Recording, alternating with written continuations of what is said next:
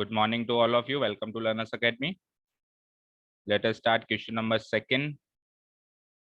Question number second के basics हमने कल सीख लिए थे, राइट? Yes, sir.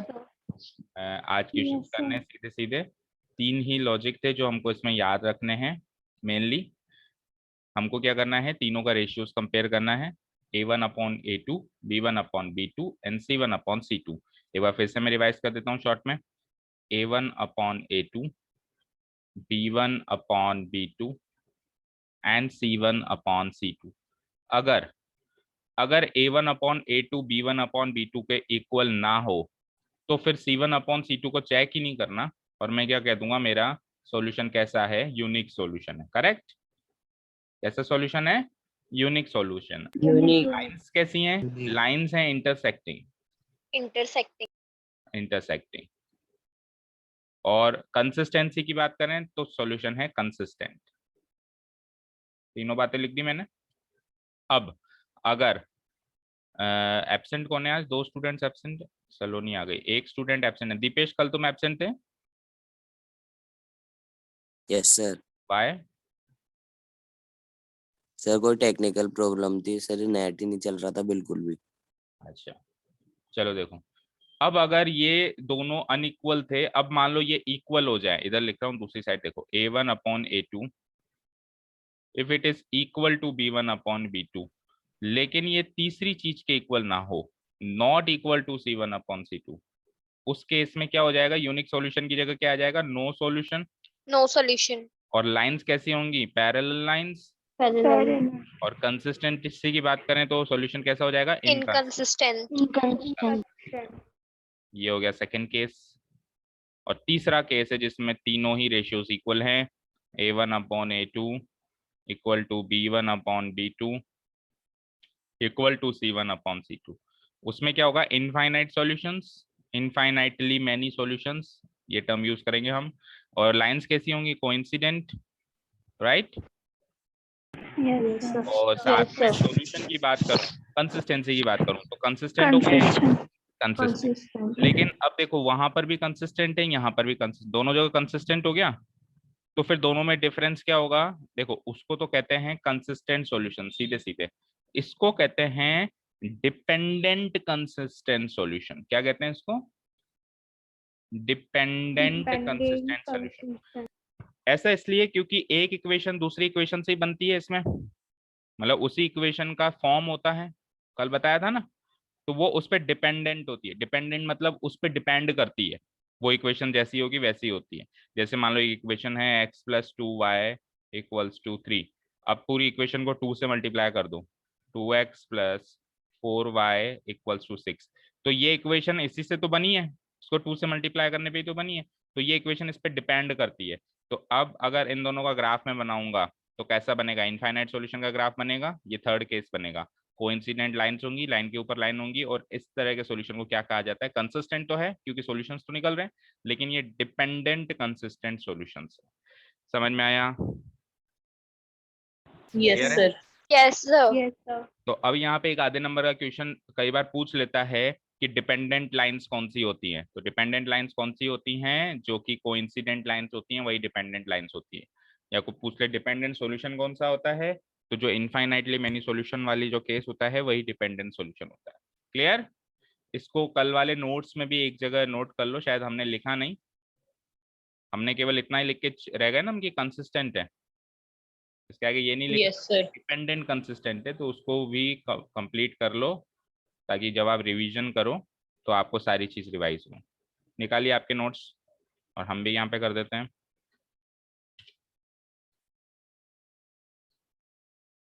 यहाँ पे लिखा था हमने इनफाइनाइटली मैनी सॉल्यूशंस, उसके बाद कंसिस्टेंट, तो इसके आगे लिख दीजिए डिपेंडेंट कंसिस्टेंट।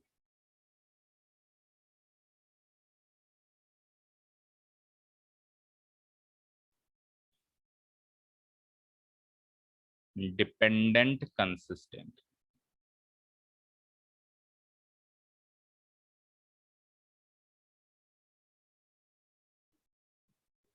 तो दीपेश, कल आप एब्सेंट थे तो आपने वीडियो देखी जाके?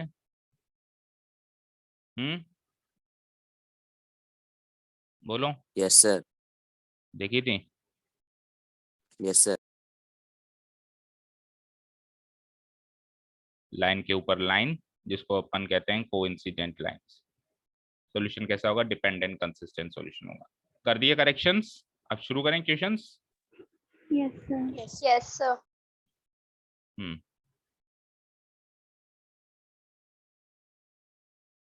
आ जाइए।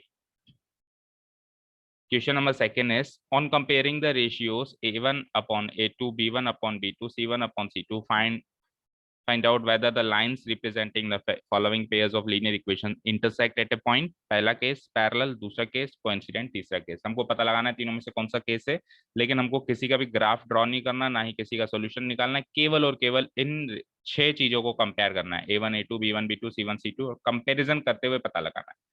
क्वेश्चन क्लियर है सबको? पहला सेट ऑफ इक्वेशंस है, पहला पेयर ऑफ इक्वेशंस है ये, इसको नोट डाउन करते हैं हम लोग। लिखना शुरू करिए, स्टार्ट राइटिंग।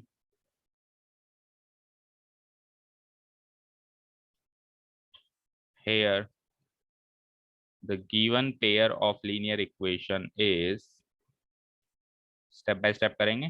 वैसे तो ओरली बता सकते हैं उसको, इक्वेशन को जस्ट देख के भी बता सकते हैं। Given pair of linear equations is, दोनों इक्वेशन लिख देते हैं हम। 5x माइनस 4y, आगे है प्लस 8 इक्वल्स टू 0। तो नेचर जब बताएंगे तब हमको उसको स्टैंडर्ड फॉर्म में लेके जाना पड़ेगा। ये ऑलरेडी स्टैंडर्ड फॉर्म में है, तो हमारा काम उल्टा आसान हो गया।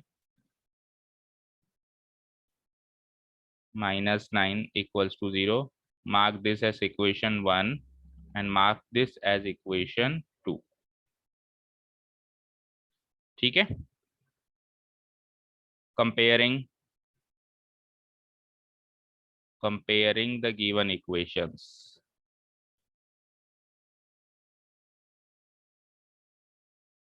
with the standard form,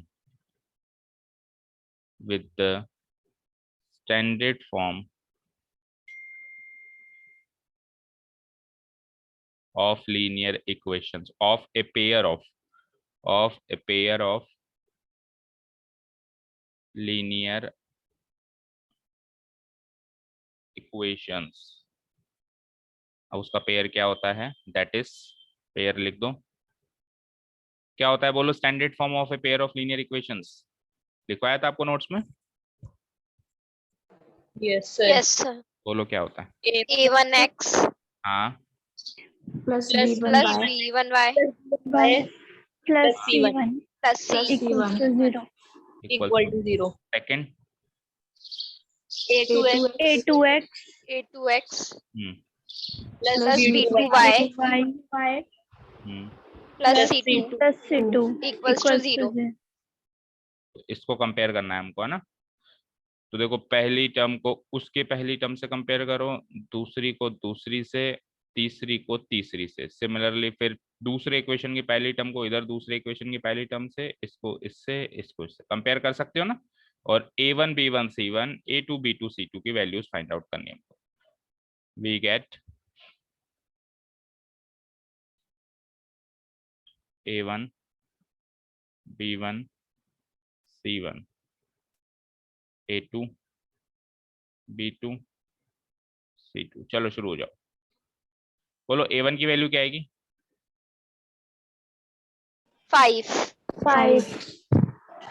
b1 की वैल्यू, -4 c1 की वैल्यू 8 आ जाओ सेकेंड इक्वेशन पे। a2 की वैल्यू 7 और b2 की वैल्यू 6 6 एंड c2 की वैल्यू -9 -9। इनके साइन भी साथ में ही कंसीडर करने हैं आपको, है ना? ठीक है, ये 6 कोएफिशिएंट्स निकाल लिए हमने दोनों इक्वेशंस के मिला के। अब हम रेशियोज निकालते हैं। ठीक है, नाउ 3 रेशियोज निकालने मुझे, a1 अपॉन a2, फिर निकालना है b1 अपॉन b2, फिर निकालना है c1 अपॉन c2। तो a1 अपॉन a2, a1 की वैल्यू क्या है 5, a2 की वैल्यू क्या है 7, 5/7 कट तो रहा नहीं है ये, एज इट इज छोड़ दो 5/7। B1 की वैल्यू क्या है -4 और B2 की वैल्यू क्या है 6। इसको काट दो जितना कट रहा है, तो 2 से कट जाएगा, ये -2/3 हो जाएगा। और C1/C2 8 और C2 है -9। बस कट तो नहीं रहा है, लेकिन ये -9 को ऊपर लेके जा सकते हैं हम, तो ये हो जाएगा -8/9। तो ये फाइनल वैल्यूज आ गई। A1/A2 की वैल्यू ये है, B1/B2 की वैल्यू ये है, एंड C1/C2 की वैल्यू है। Correct? Yes, sir. Yes, sir. कोई दिक्कत नहीं। Yes, अब sir. सबसे पहले आप A1/A2 को B1/B2 से कंपेयर करो। अगर ये दोनों बराबर हैं तब हम अगले C1/C2 की बात करेंगे। अगर ये दोनों ही इक्वल नहीं है तो फिर C1/C2 की बात ही नहीं। निकाल जरूर लेना उसका रेशियो क्या है, पर उससे कंपेयर मत करना। सबसे पहले A1/A2 और B1/B2 को ही कंपेयर करें तो ये इक्वल नहीं क्या, चेक करो। 5/7 और -2/3 इक्वल होते हैं क्या? No, no. sir. No, sir. ठीक है, इक्वल नहीं है, इक्वल नहीं है, देयरफॉर कौन सा केस हो गया? Unique solution. Unique solution. Unique solution. Here on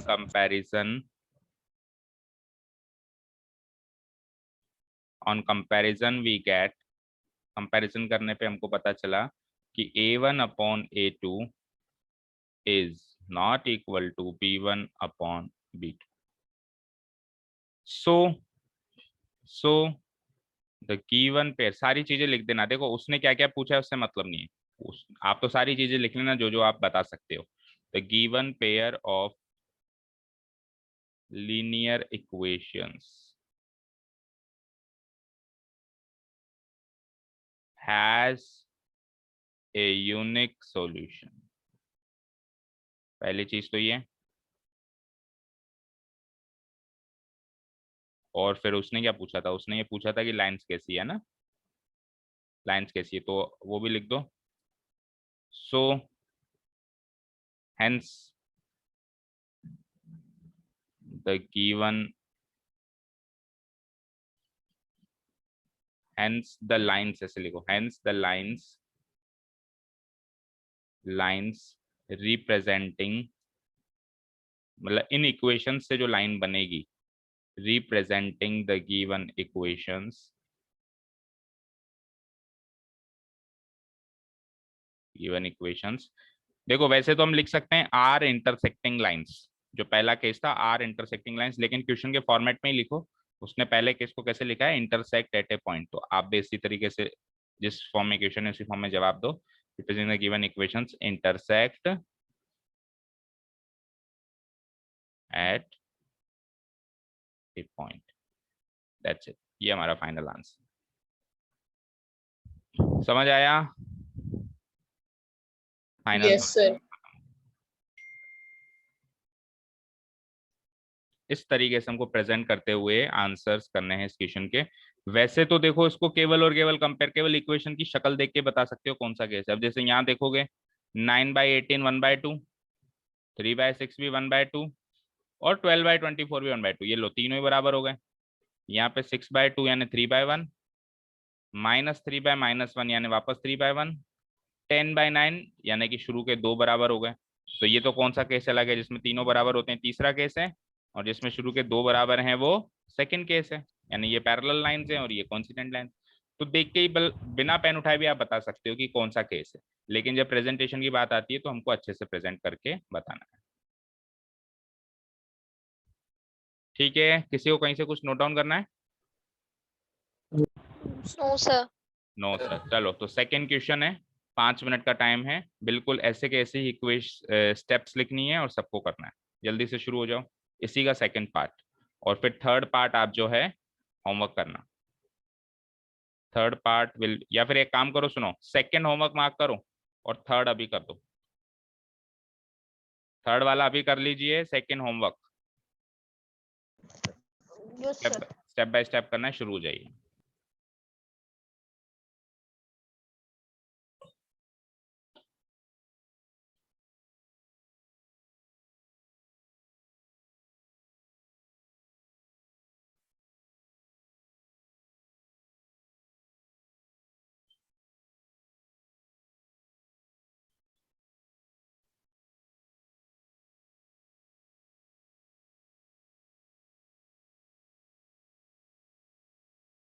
सभी ने कर लिया? Yes, sir. चलिए, तो मैं इसी में करेक्शन करके आप अपना अपना सॉल्यूशन रेक्टिफाई करो या चेक करो, कहीं पे कोई गलती हुई हो तो उसको रेक्टिफाई करो, कोई डाउट हो तो पूछो। Our equations were 6x minus 3y plus 10. 6x 6x minus 3y plus 10. 6x minus 3y plus 10. The second equation was 2x minus y plus 9. 2x minus y plus 9. On comparing the equations with the standard form of the pair of linear equations, which are a1x plus b1y plus c1 equals to 0 and a2x plus b2y plus c2 equals to 0, we will get the coefficients like this. Check करना आप लोग सही किया कि नहीं किया।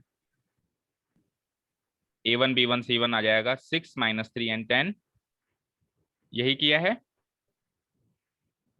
Yes, sir. And a2 b2 c2 becomes 2 minus 1 and 9, right? Yes, sir. Okay, चलो we'll start comparing। अब कंपेयर करते हैं।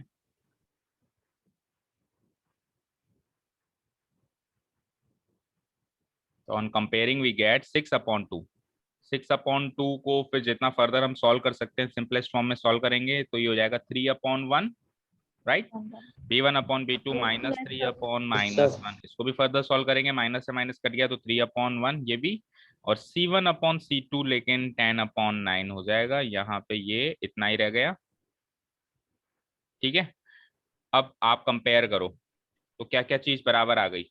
a1/a2 की वैल्यू 3/1 और b1/b2 की वैल्यू, तो ये दोनों चीजें तो बराबर आ गई, लेकिन ये दोनों बराबर होने के बाद तीसरी चीज से अनइक्वल है अभी भी, है कि नहीं है बोलो। Yes, sir. Yes, sir. a1/a2 equal to b1/b2 but not equal to c1/c2। तो कौन सा केस है ये, फर्स्ट सेकंड थर्ड में से, जब तीसरी से अनइक्वल रहता है? Second. No solution. Second case में तीसरी c1/c2 से अनइक्वल रहते हैं कांस्टेंट टर्म के रेशियो से, और थर्ड केस में फिर तीनों इक्वल हो जाते हैं। तो फिर ये किस प्रकार का सॉल्यूशन हो जाएगा? As no solution. No solution. No solution. और लाइंस कैसी हो जाएंगी? Parallel. Parallel. Hence the lines representing the given equations are parallel lines. That's it. तो काफी इजी है। Yes, sir. Yes, sir. Comparison वाला क्वेश्चन आ जाए, केवल आपको कंपेयर करना है, फ्रैक्शंस बनाने हैं, कंपेयर करना है और पता करना है कौन सा केस है। अब चाहे से आप करके देख लेना, अगर आपको क्रॉस वेरीफाई करना है ना, आप इस क्वेश्चंस की 3-3 सॉल्यूशंस निकाल के इसके भी और इसके भी, और ग्राफ में प्लॉट करके देखेंगे ना, तो एक पैरेलल लाइंस ही बनेगी, 100% वही बनेगी। फर्स्ट वाले में आप करके देखेंगे तो इंटरसेक्टिंग लाइंस बनेगी जो एक पॉइंट पे इंटरसेक्ट करेंगे, और थर्ड केस क्या हो जाएगा? Coincident lines. तो थर्ड केस में देखना लाइन के ऊपर लाइन बनेगी। क्लियर है? सेकेंड वाला तो कर लीजिए होमवर्क मार्क। अब क्वेश्चन नंबर थर्ड भी कुछ डिफरेंट नहीं है, सेम वही क्वेश्चन है, चेक करो। ऑन कंपेयरिंग द रेशियोज, वापस कंपेयर करना है, लेकिन अब मुझे क्या बताना है? अब मुझे ये बताना है कि कंसिस्टेंसी के बारे में बताना है। कंसिस्टेंसी पे कमेंट करना है, कौन कितना कंसिस्टेंट है, कंसिस्टेंट है या इनकंसिस्टेंट है। तो इसमें भी 3 केस थे। पहला वाला केस तो कंसिस्टेंट था, ठीक है। दूसरा वाला केस क्या था बोलो? Inconsistent, no solution. And last and final case क्या था बोलना? Depend. Dependent consistent. कंसिस्टेंट तो था लेकिन वो उसी इक्वेशन से बनी हुई इक्वेशंस रहती है, तो फिर उसको हम क्या कहेंगे? Dependent consistent. तो अभी जैसे हमने चेक किया तीनों में से कौन सा केस है, वही केस पता लगा, और फिर एक लाइन एक्स्ट्रा और लिखनी है, कंसिस्टेंट है इनकंसिस्टेंट है, बाकी सब पूरा का पूरा सेम है। तो इसमें से मैं आपको एक क्वेश्चन कोई सा भी करवा सकता हूँ, बोलो कौन सा करवाना है, बाकी फिर आपको अपने आप करने।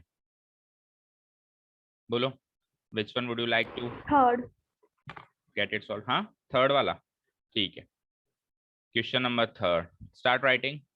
सेम टू सेम स्टेप्स है, no change. A the given pair of linear equations, लिख देता हूं मैं।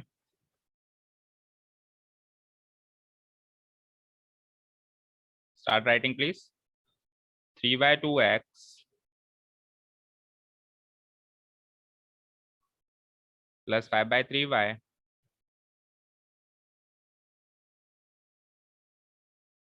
Equals to 7। सबसे पहले तो मुझे बताओ, क्या ये जो इक्वेशन लिखी हमने, क्या ये स्टैंडर्ड फॉर्म में है क्या अभी इस समय? No, sir. Why? No, sir. Why? Sir, constant term Equal to 7. Constant उधर है. कांस्टेंट टर्म आरएचएस में बैठा है, जबकि स्टैंडर्ड फॉर्म में चेक करो कांस्टेंट टर्म भी एलएचएस में बैठता है और आरएचएस में केवल 0 बैठता है। तो इसको सबसे पहले यहीं पे हम स्टैंडर्ड फॉर्म में चेंज कर देते हैं। Implies 3/2x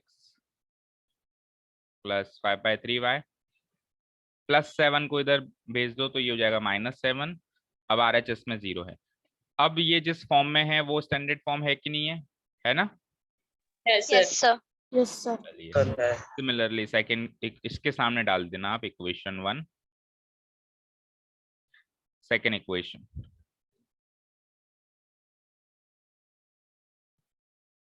second equation is 9x minus 10y equals to 14। अभी ये भी नहीं है स्टैंडर्ड फॉर्म में, है ना बच्चों? Yes, sir. Yes, sir. Yes, Yes, sir. sir. Convert करने की जरूरत पड़ेगी। 9x minus 10y minus 14 equals to 0। Equation number 2।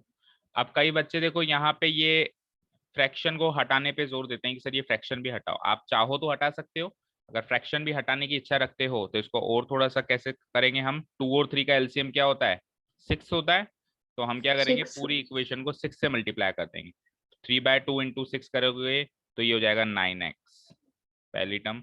5/3 into 6 करोगे तो 3 से 2 टाइम कट जाएगा 10y।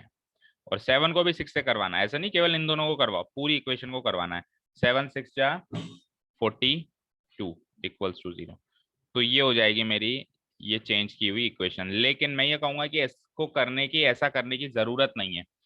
इसको इस तरह से चेंज करने की जरूरत तब पड़ती है जब हमको उसको सॉल्व करना हो। अभी तो सॉल्यूशन पे हम आए नहीं है, पहुंचे ही नहीं है भाई। ग्राफिकल मेथड पे हैं, ग्राफिकल मेथड से सॉल्व करना हो या अलजेब्रिक मेथड से अभी हमने स्टार्ट ही नहीं किया, अगली एक्सरसाइज से होंगे। वो सारा काम करना हो तो उसमें फ्रैक्शन हटा दिया करो। लेकिन अभी तो हमको केवल नेचर ही तो बताना है उसका। तो नेचर बताने के लिए उसी फॉर्म में रहने दो, इस फॉर्म से नेचर पता चल सकता है। ठीक है, एक्स्ट्रा मेहनत करने की जरूरत नहीं है। Yes. लेकिन जब सॉल्व करेंगे तो फिर फ्रैक्शन हटाना जरूरी हो जाएगा, वहां देखेंगे फिर इसको, है ना। चलिए कंपेयर करते हैं और कोएफिशिएंट्स पता लगाते हैं।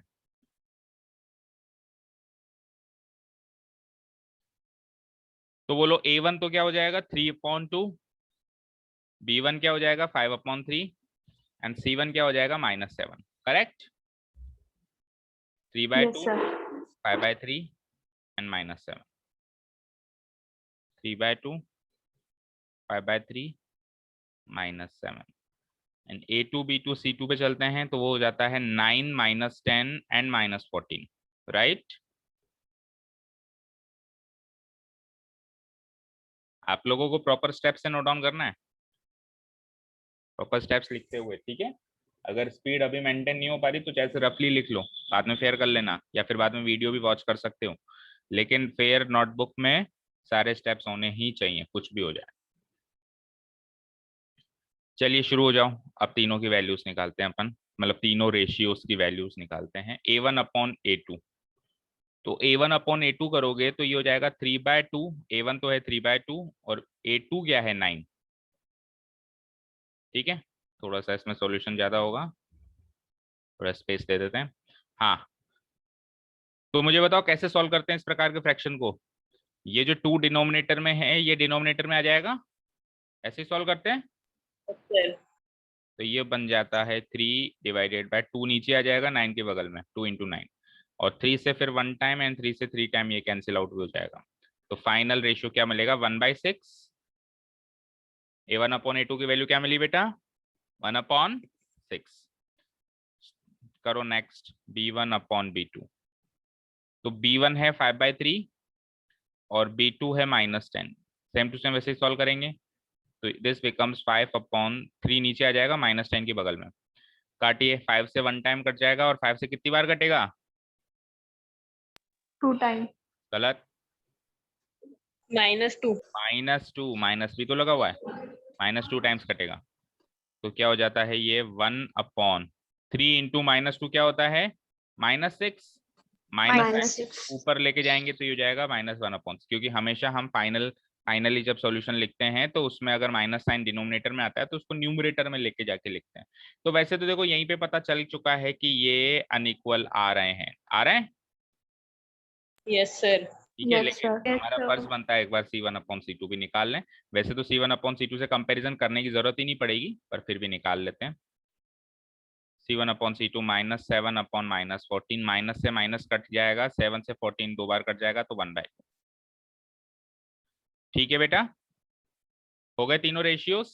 ये रेशियोज हैं, ये 1/6 क्या है, A1/A2 इस रेशियो की वैल्यू। रेशियो समझते हो ना, किसी को किसी से डिवाइड करके रेशियो निकालते हैं हम, ठीक है। B1/B2 ये भी एक रेशियो है, C1/C2 ये भी एक रेशियो है। तीनों रेशियोज को कंपेयर करने से हमको पता चला कि A1/A2, अब कई बच्चे माइनस साइन को निग्लेक्ट कर देते हैं, 1/6 को -1/6 के बराबर लिख देते हैं, जो कि गलत है। वो 1/6 है, ये -1/6 है, they are entirely different ratios, ठीक है बच्चों, तो गलती नहीं करनी है।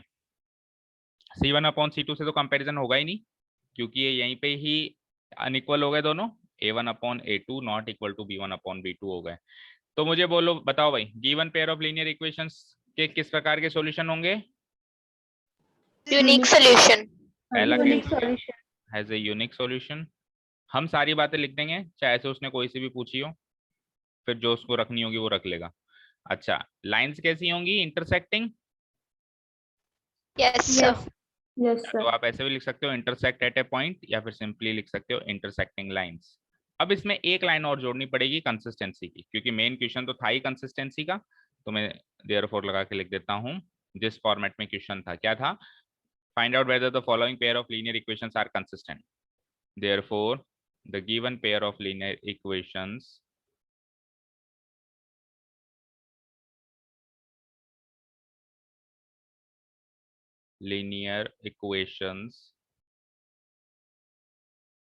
आर इज, पेयर तो एक ही है ना, इज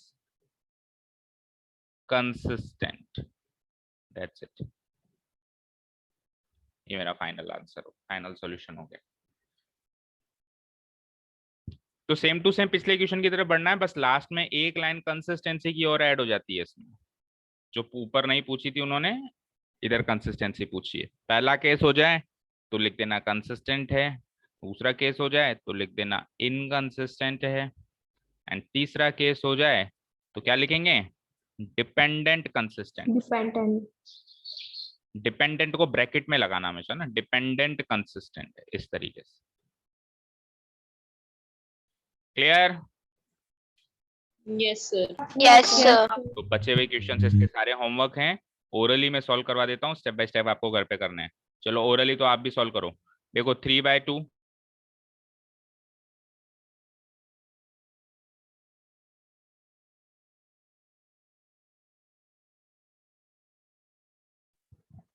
सर आपकी आवाज आना ही बंद हो गई।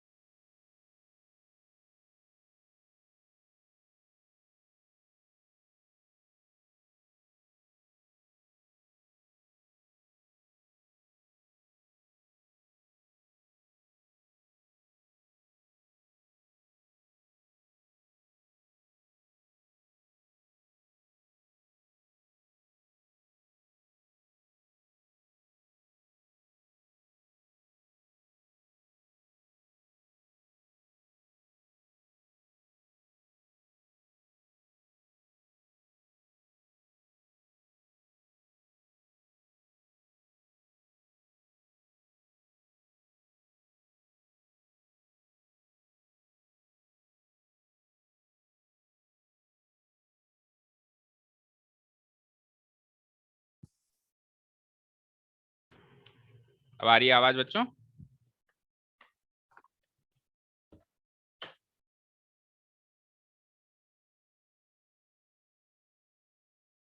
अभी आ रही है क्या आवाज?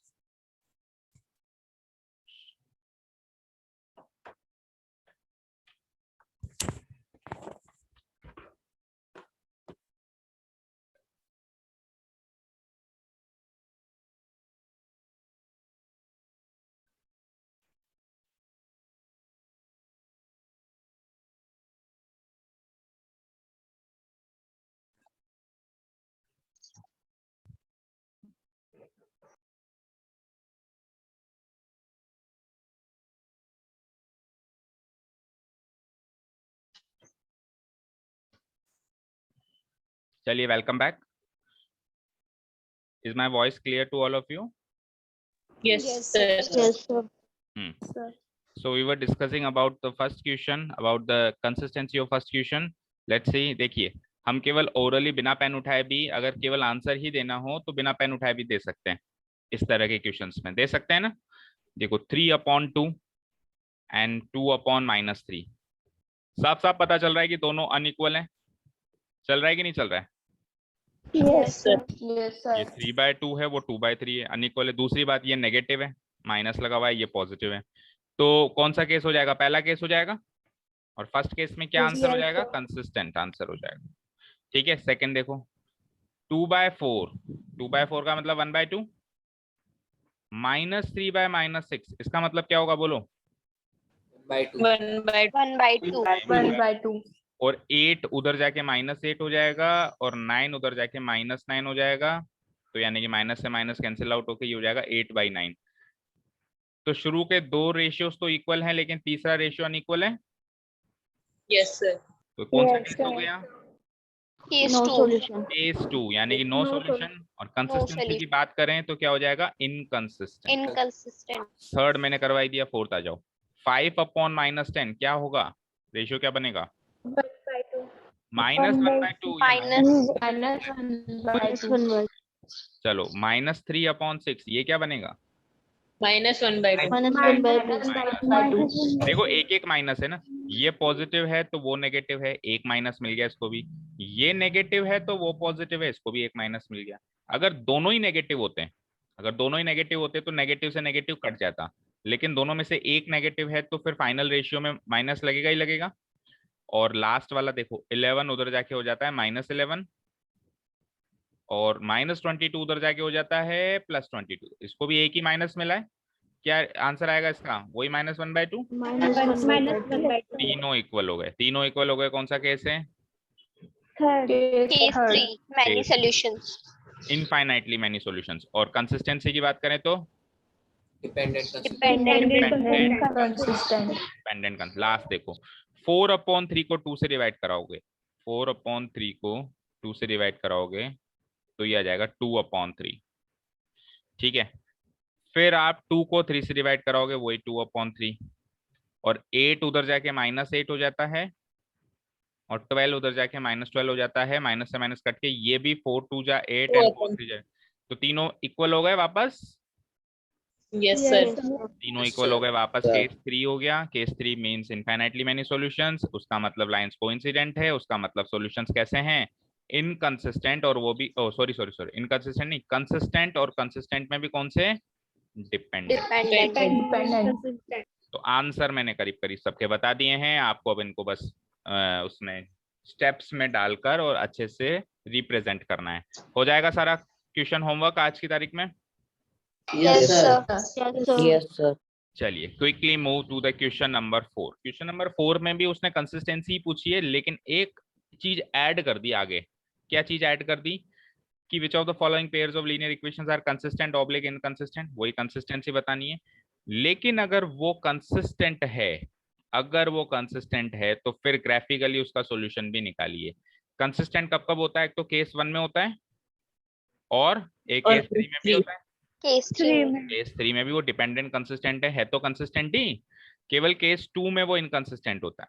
तो यानी कि अगर आपका केस 2 आ जाए तब तो आपको क्वेश्चन को वहीं पे स्टॉप कर दो कि ठीक है ये इनकंसिस्टेंट है. लेकिन अगर आपका क्वेश्चन जो केस है वो केस 1 या 3 बने, तब आपको आगे कंटिन्यू करके उन इक्वेशंस को, जैसे हमने क्वेश्चन नंबर 1 में सॉल्व किया, 3 सॉल्यूशंस निकाल के ग्राफ बना के, वैसे सॉल्व करना है. तो क्वेश्चन सबको क्लियर है? Yes, sir. Yes, sir. ठीक है. तो इनमें से भी कोई एक करवा देते हैं. बताओ कौन सा करवाएं? पहले तो हम यूं ही देख लेते हैं, देखो कौन कौन सा सॉल्व करना पड़ेगा ओरली, जैसे अभी हमने देखा इसमें, है ना. जैसे पिछले क्वेश्चन में देखा, इधर क्या है? कोएफिशिएंट 1 है, 1/2. Yes, sir. इधर भी कोएफिशिएंट 1 है, 1/2. और वो भी बनेगा 5/10 यानी कि 1/2. यानी इस केस में तो सॉल्यूशन निकालना ही पड़ेगा. कंसिस्टेंट बन गया है तो dependent consistent. Yes, sir. Second आ जाओ, 1/3 -1/-3 यानी वही 1/3. और 8/16 यानी कि -8/-16 यानी कि 1/2। 1/2. तो ये तो सेकंड केस हो गया। सेकंड Yes, केस यानी sir. कि इसमें आपको बस इतना ही काम करना है कि ये इनकंसिस्टेंट है लिख के छोड़ देना है और आगे सॉल्व नहीं करना है, क्योंकि इनकंसिस्टेंट के केस में आपको आपके नहीं करना है, यानी इसका आपको ग्राफ नहीं बनाना। थर्ड आ जाइए, 2/4 यानी कि 1/2, 1/-2 यानी कि -1/2, ये तो यहीं पे यूनिक बन गया, आगे वाले सॉल्व करो भी ना भी करो। -6/-4 यानी कि 3/2 हो जाएगा। वैसे तीनों या इक्वल आ रहे हैं, लेकिन तीसरे से कंपेयर करने की जरूरत ही नहीं है, शुरू के दो या इक्वल हो गए, तो यूनिक सॉल्यूशन पहला केस है, इसका ग्राफ भी बनाना पड़ेगा।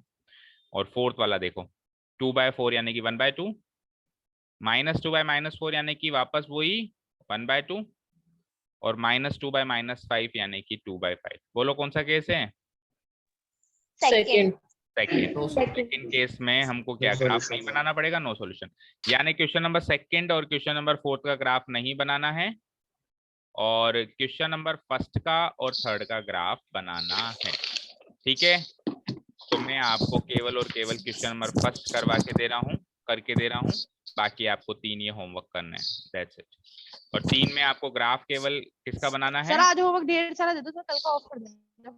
हाँ, तो 1.5 सारा करना है आज, ठीक है ना? तेरे घर पे आ रहा हूँ मैं, देखता हूँ तू करता क्या है। सर कल का ऑफ भी करोगे फिर? नहीं, कल का क्यों ऑफ करेंगे? शादी है किसी की? नहीं सर, मैं तो ये कह रहा हूँ होमवर्क बहुत सारा दे दो। बारात में जाना है किसी की? होमवर्क बहुत सारा हो गया तो क्या सारा दिन भी तो है? क्या करेगा सारा दिन? बता, स्कूल जाते नहीं हो, पढ़े रहते हो घर पे, थोड़ा होमवर्क करे सर तो ये स्कूल थोड़ा की सा। क्लासेस भी होती है सर, स्कूल की क्लासेस। ठीक है, कोई बात नहीं, ज्यादा एफर्ट्स लगाओ, डरो मत।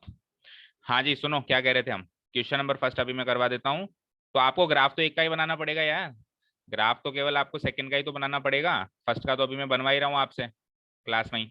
ग्राफ तो सेकंड का ही बनाना पड़ेगा, थर्ड का ही बनाना पड़ेगा, सेकंड एंड फोर्थ में तो वैसे भी ग्राफ नहीं बन रहा ना, नो सॉल्यूशन है।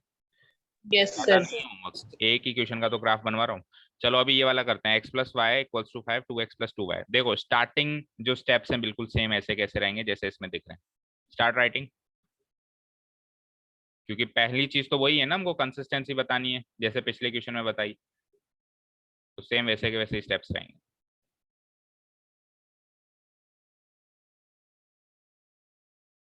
x+y=5, वैसे तो ठीक है ये, लेकिन एक प्रॉब्लम है, बताओ क्या?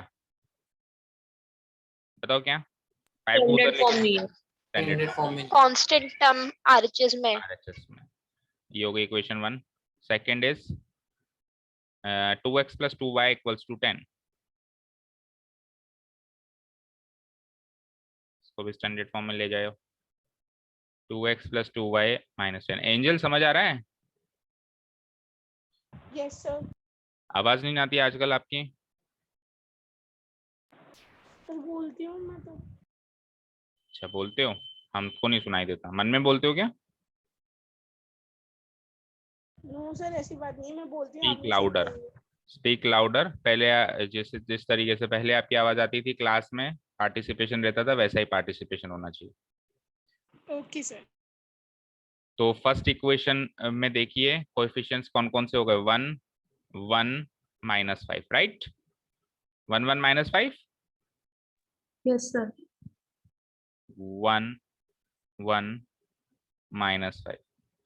और सेकेंड इक्वेशन में 2 2 -10 है, 2 2 -10, 2 2 -10। शिवम बोल तो ऐसे रहा है जैसे एक दिन में होमवर्क कर ही देता है, वैसे तो है ना रोज, एक दिन के होमवर्क सर को तो एक 3 दिन लगाता है। नहीं आया था। ठीक है, A1/A2, B1/B2 and C1/C2 ratios पे चलते हैं सीधे।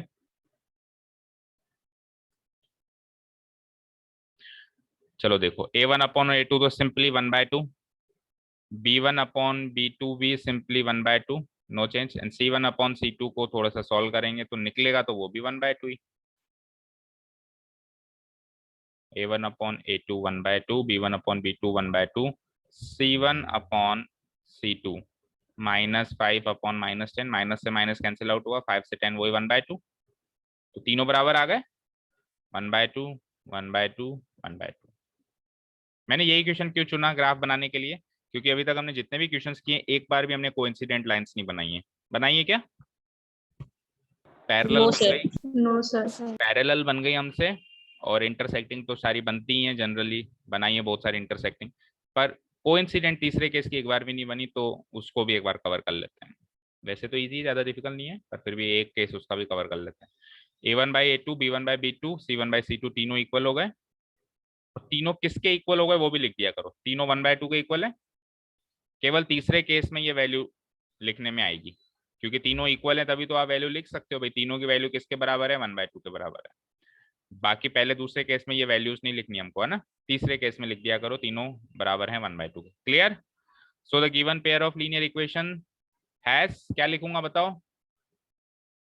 Infinitely many solutions. Infinitely many solutions। और उसके बाद लाइंस कैसी होंगी वो भी डाल दो आप, तो कैसी होंगी? Coincident. कोइंसिडेंट। कोइंसिडेंट। सर इसमें डिपेंडेंट भी लिखना होता है क्या?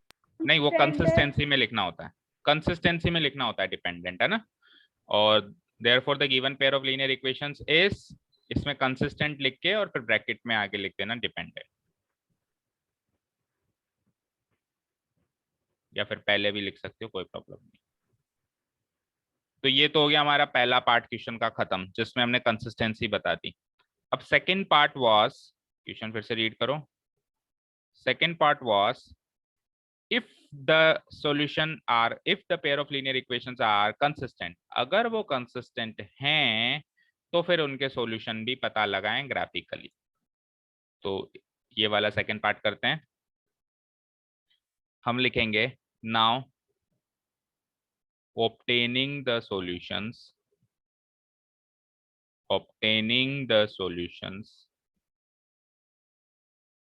by graphical method। अच्छा जी, ग्राफिकल मेथड में इक्वेशन किस फॉर्म में होनी चाहिए बताओ? कांस्टेंट टर्म RHS हम में। RHS में, तो हम वो ओरिजिनल इक्वेशन ही नोट डाउन कर लेंगे, उसमें हम 5 को 10 को इधर नहीं लेके आएंगे, क्योंकि जैसी जरूरत होगी वैसे इक्वेशंस को हमको मैनिपुलेट करना पड़ेगा ना। obtaining the solutions by graphical method we have, दोनों इक्वेशंस को फिर से लिख देता हूं, और उसी फॉर्म में लिखो जिस फॉर्म में क्वेश्चन है, स्टैंडर्ड फॉर्म में मत लिखो, मतलब x + y = 5, equation 1, and 2x + 2y = 10, equation 2।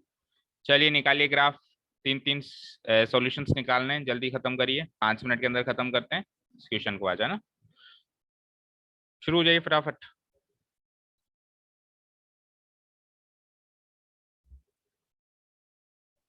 जैसे अपन कर रहे थे कल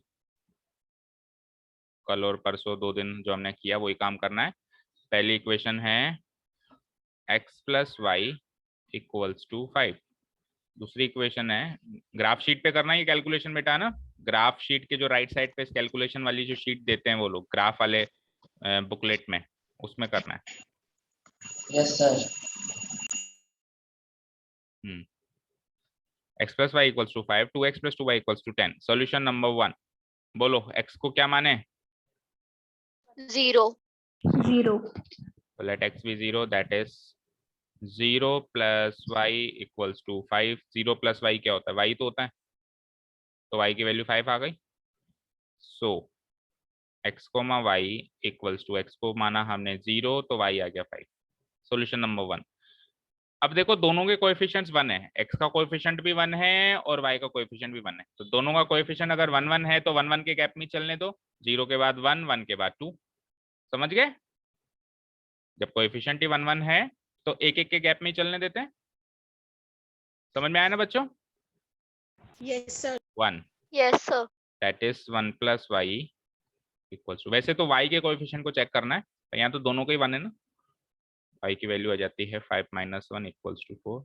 काफी इजी इक्वेशंस है ये, हमने तो इससे मुश्किल भी निकाली है, 1300 वाली भी निकाली है, तो ये तो आपके लिए बच्चों वाली चीज हो गई होगी, क्यों दिव्यांक? है ना दिव्यांक? Yes sir.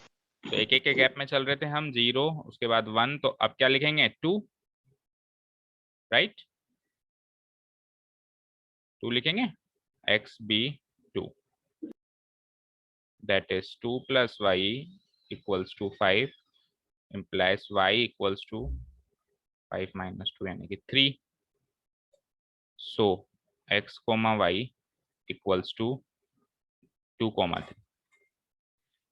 ठीक है, solution number 1, solution number 2, solution number 3. Minimum 3 निकालने होते निकाल लिए. नीचे थोड़ा सा एक कट रहा है, भावनाओं को समझ जाना, और नहीं समझ में आया तो पूछ लेना. चलिए सेकेंड इक्वेशन, बोलो इसमें क्या मानना शुरू करोगे x की वैल्यू?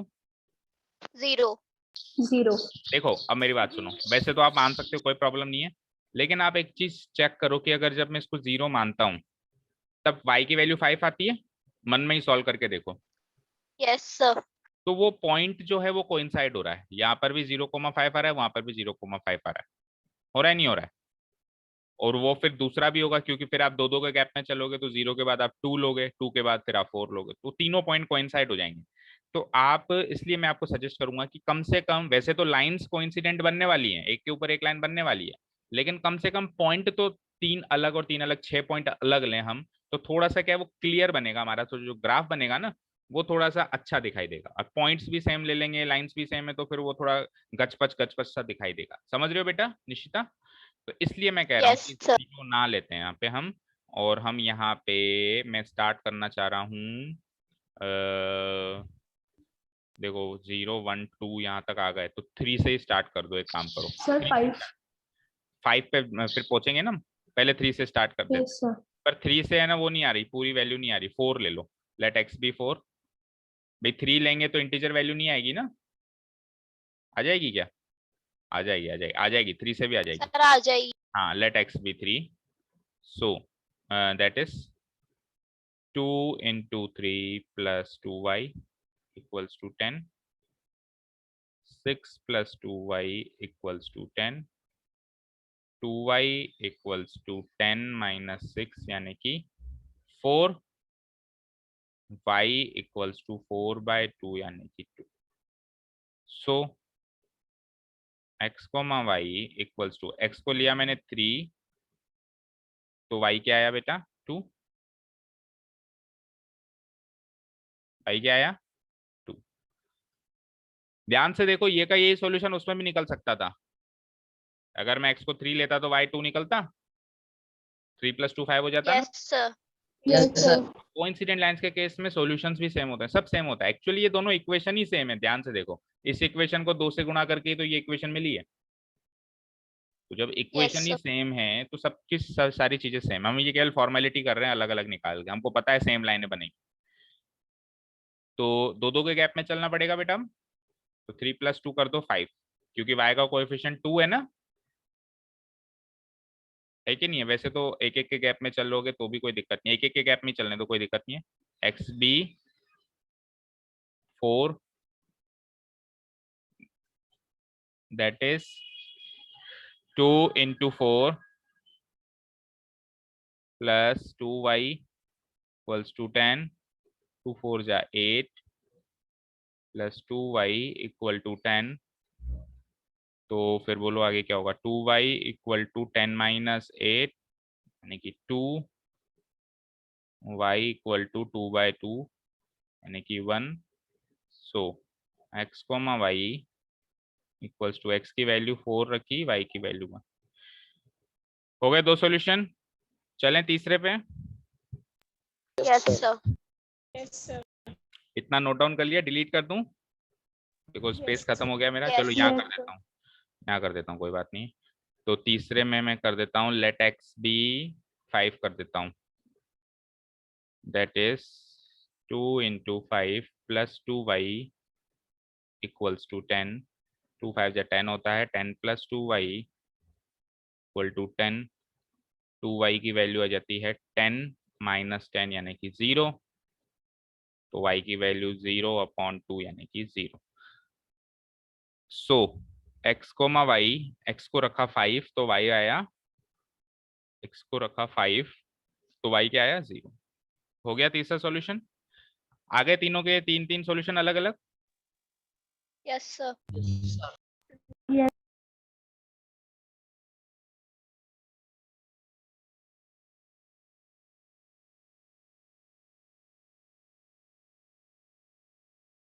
सर आवाज नहीं आ रही।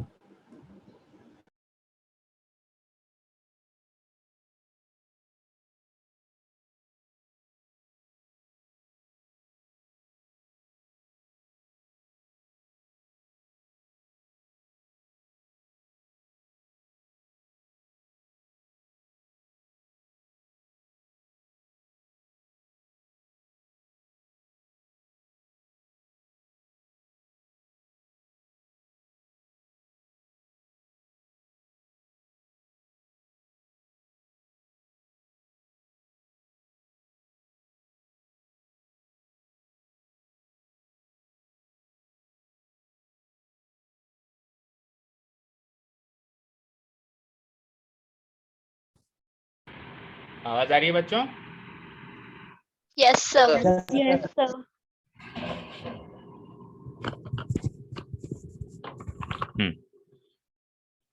तो हो गए क्या 3-3 सॉल्यूशन सबके? इतना काम हो गया ग्राफ शीट पे। चलें सीधे कर दूं डिलीट? टेबल बनानी है अब हमको इनके नीचे, है ना? Yes sir. चलो टेबल बना लेते हैं फटाफट। कई बच्चे कल ये टेबल ग्राफ शीट पे बना रहे थे। ग्राफ शीट पे कुछ नहीं बनानी टेबल लेबल, ग्राफ शीट पे केवल हमको लाइंस खींचनी है। अच्छा जो स्केल है, अब कल से मैंने बोलना शुरू किया कि स्केल भी कोई चीज होती है, तो बच्चों ने क्या किया, सभी क्वेश्चंस में स्केल लिखना शुरू कर दिया। बेटा सारे क्वेश्चंस में स्केल नहीं लिखना है। अगर आप 1-1 सेंटीमीटर का ही गैप ले रहे हो, 1 2 3, तो आपने कुछ चेंज तो किया ही नहीं, तो फिर स्केल नहीं लिखना है। जब आप चेंज करो, फॉर एग्जांपल आप 2 4 6 करो, आप 100 200 300 करो, आप 10 20 30 करो, जब स्केल को चेंज करेंगे तभी लिखेंगे कि हमने चेंज करके ये लिखा है। जब चेंज ही नहीं करेंगे तो कुछ ही नहीं लिखना। ठीक है बच्चों, क्लियर है? ठीक है। Yes, sir. और फिर लिख रहे हो तो फिर थोड़ा सा अच्छे से लिखो। स्केल कईयों ने का डायरेक्ट ऐसे लिखा था, 1 centimetre is equals to 1 unit, तो ऐसे रफली मत लिखो। इससे अच्छा फिर लिखो ही मत। वैसे भी 1 सेंटीमीटर 1 यूनिट तो लिखना ही नहीं था, पर अगर आप फिर लिखना चाह रहे हो कि नहीं सर मैं तो लिखूंगा सब में या लिखूंगी, तो फिर थोड़ा अच्छे से लिखो उसको। या तो काम करो ही मत, या फिर करो तो अच्छे से करो। एक्स वाई एक्स वाई, 0 लिया था, 5 आया था, 1 लिया था, 4 आया था, 2 लिया था, 3 आया था। यही आया था 0 1 2 5 4 3। इधर आ जाओ। Yes sir. इधर हमने 3 लिया था तो 2 आया था, और फिर 4 लिया था 1 आया था, 5 लिया था 0 आया था। यही थे क्या पॉइंट्स? Yes sir. चलते हैं ग्राफ sir. शीट पे। क्लास 12 आपको 2 मिनट और वेट करना पड़ेगा।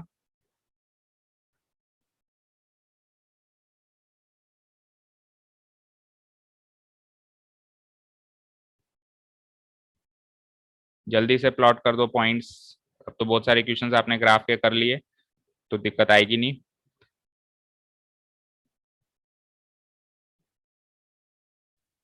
हम्म 0,3, 0,3 कहाँ पे प्लॉट होगा बताओ? 0,3 कहाँ पे प्लॉट होगा? सर 0,5 है। अच्छा हाँ, 0,5 कहाँ पे प्लॉट होगा बताओ?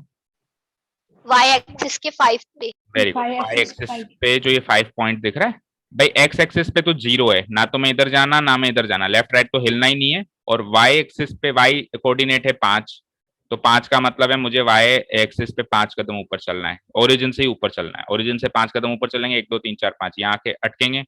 सेकेंड इक्वेशन है 1,4, तो एक्स एक्सिस पे 1 कदम चलो और 4 कदम ऊपर चलो, वहां से 1 2 3 4 यहाँ आके फंसेंगे।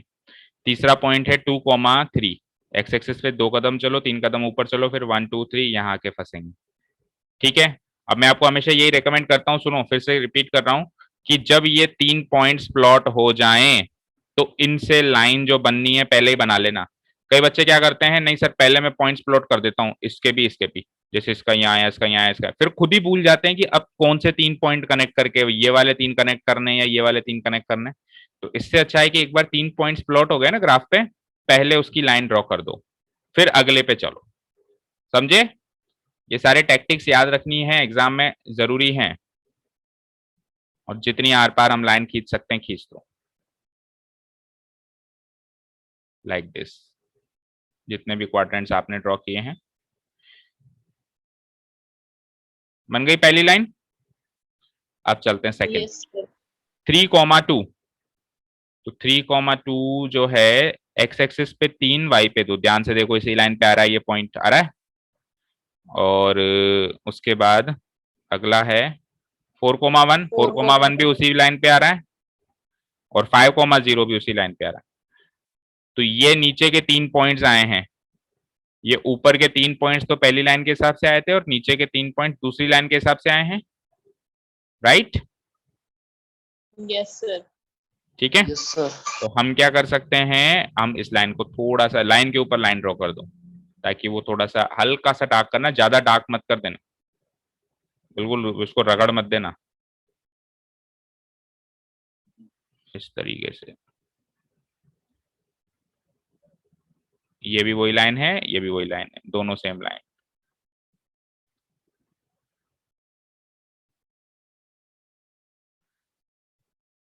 ठीक है। हम क्या करेंगे, एरो मार्क कर देंगे लास्ट में। अब इस तरीके से दो दो एरो मार्क कर देना, ताकि ऐसा पता चल जाए कि यहाँ पे 2 लाइन है। दो दो एरो मार्क कर देना, एक की लेंथ थोड़ी सी कम कर दो, एक लाइन की, दूसरे लाइन की लेंथ थोड़ी सी बढ़ा दो। इस तरीके से दो दो एरो मार्क कर दो, ताकि ऐसा शो हो ग्राफ के अंदर कि ये एक के ऊपर एक लाइन है, कोइंसिडेंट लाइन नहीं है। और पॉइंट्स मार्क करने होते हैं, जो वो तो करना ही है। ए, पहला पॉइंट यही आया था हमारा 0,5, बी 4,1, सी 3,2, फिर 3 पॉइंट्स उसके जो हैं, ये 2,3 है। हाँ, जल्दी पकड़ेगा, मेरी गलती तो ये। डी 3,2,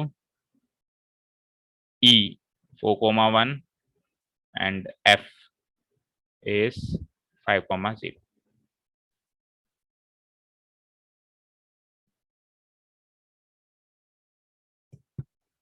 ये भी गलत लिखा है मैंने ना, ये 2 Yes, sir.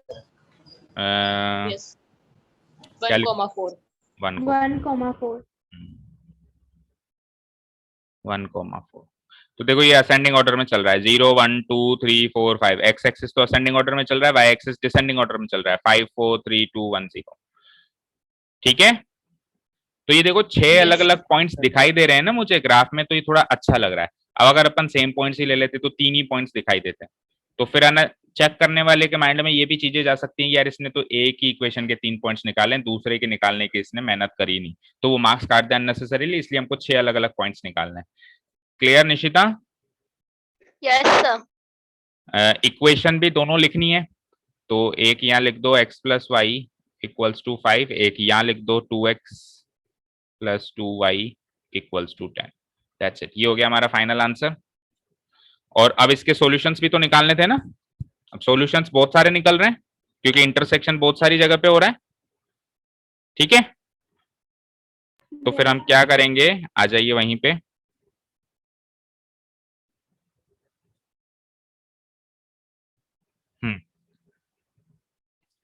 we get the two lines intersect. The two lines are coincident lines,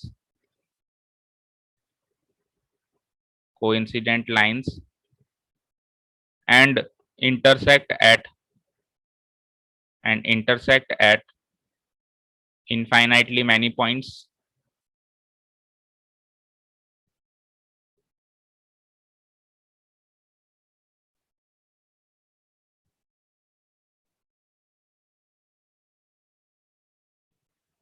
So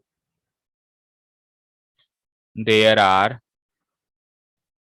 infinitely many solutions, infinitely many solutions of the given pair of linear equations. Given pair of linear equations. That's it.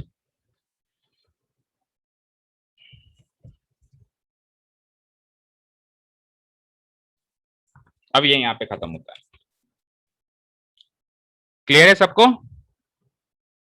Yes sir. Yes, sir. तो हमने एक case ये भी ले लिया। अब हमने तीनों केस लिए हुए हैं, यूनिक सॉल्यूशन इंटरसेक्टिंग लाइंस वाले केस भी ले लिए हमने ग्राफ में, और पैरेलल भी आ गया था हमारा कल परसों, और एक ये कोइंसिडेंट लाइंस वाला भी आ गया। अब किसी भी प्रकार की लाइंस आ जाए आप ड्रॉ कर सकते हो ग्राफ में।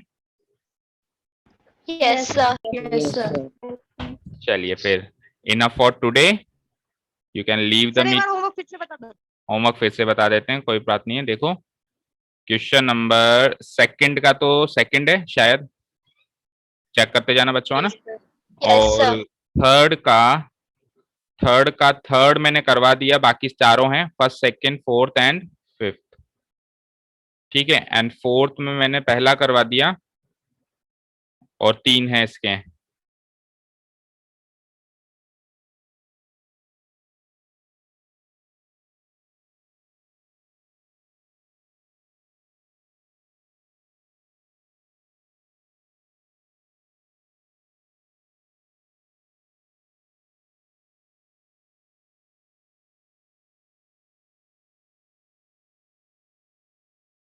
सर आपकी आवाज नहीं आ रही।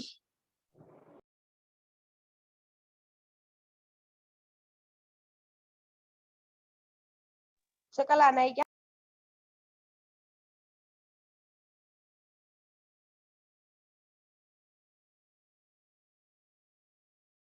आवाज